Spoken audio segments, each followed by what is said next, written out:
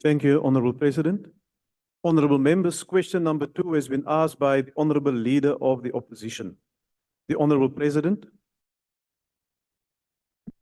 Honourable House Chair, after several delays, the issue of lifestyle audits of members of the executive is underway firmly.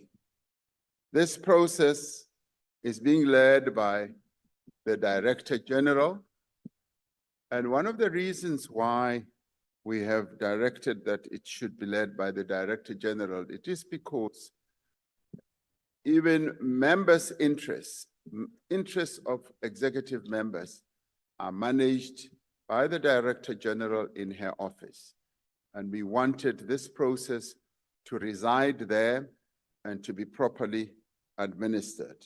And it is in that regard that these audits are now continuing.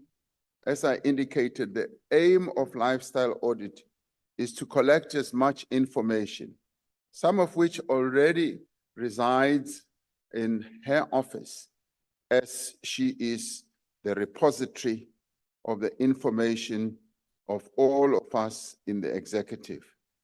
And this had initially been outsourced, and in the end we found that the coverage of precisely what we sought was not as effective as we wanted it to be. It is now in the right place, under the right management, and the process continues. And this does so even as we continue now, and that office has now sourced competent, skilled personnel with experience in conducting lifestyle audits, and the capacity building exercise took longer than anticipated, but it is firmly underway. And this is the first time that national government is conducting lifestyle audits on its members, and it requires new systems that have now been set in place. It requires processes and methodologies that should be deployed or employed so that it is able to bring to bear rather all the information that is required. The DG will decide on the most appropriate way to communicate the outcomes of the audit once completed. Thank you, House Chair. Thank you, Honourable President. The first supplementary question will be asked by the Honourable Leader of the Opposition.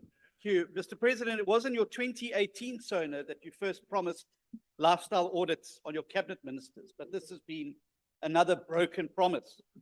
If you'd kept your promise, Mr. President, perhaps many of the allegations of egregious corruption against your Deputy President, Mr. Mashatile, would have come to light, and the requisite action could have then been taken.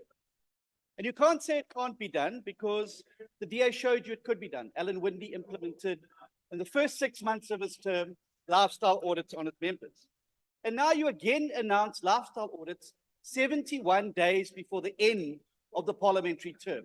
How's anyone supposed to take you seriously on your commitment to lifestyle audits? Mr. President, we've also just learned in the last hour that the Speaker's house was raided by the Hawks over corruption allegations dating back to a time when she was appointed as your defense minister by you. Order, honourable members. Your failure to implement lifestyle audits is what has facilitated this alleged corruption by the Speaker.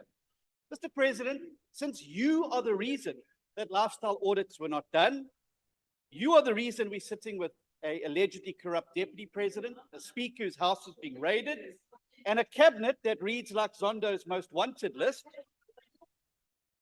Given that you... Order, honourable members. Order. Are you going to take responsibility and accept, Mr. President, that in this matter, you are accused number one? Thank you. Order, honourable members. Order. The Honourable President. I have explained that, yes, this matter has taken an inordinately long time. However, it is a matter that is being addressed and reaching finality.